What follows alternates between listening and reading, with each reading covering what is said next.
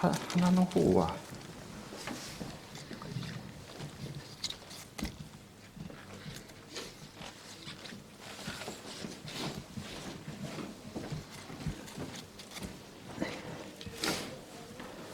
ちょっと鼻の方は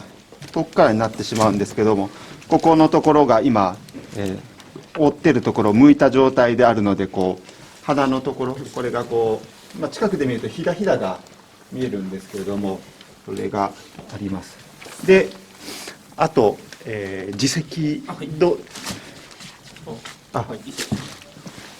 で、耳石は多分皆さんも結構やってると思うんですけども、ここの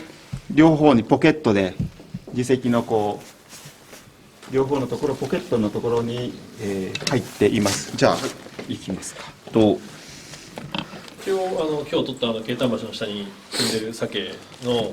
9割ぐらい、もっとほぼ 100%。 多分次先生がレクチャーで教えてくれると思うんですが、大体去年の10月の中頃から11月の頭、これをちょっと1週間ぐらい前までにかけて取った30何個体取って実験したんですけど、その時はほぼ 100% 全部に標識ついてたんで、今日見てもらった深所でつけて卵の時につけて標識っていうのが多分削れば見えるんじゃないかなっていう。でここの突起のところに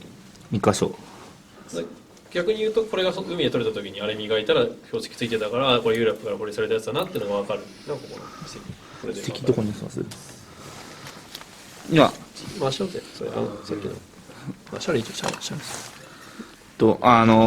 鮭の解剖実習の方の実験でもやったと思うんですが、形と劣行、カラフトマスのに比べてやっぱ数大きいので大きさも大きくなってます。と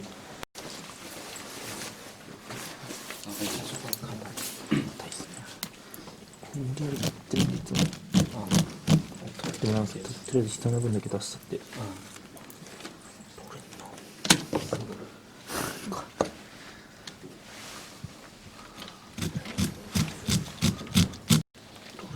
耳石はどの魚で取って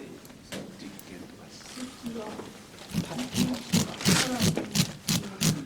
か？よし、取ってみたい人、鱗をどれだけ一応必要な分だけはすぐ取りたいんで、ちょっとお持ち後になると思うんですが、もういいんじゃない？それで後で取ればいい。取りたい人、鱗取ってみたいよっていう。ケイソンピンセットを多分触れば分かると思うけど、相当ピンセットもいろいろ種類あって、先が柔らかいのとか硬いのとかあるんだけど、柔らかいので取っちゃうと絶対取れない。これ片方割れてますね、これ実際。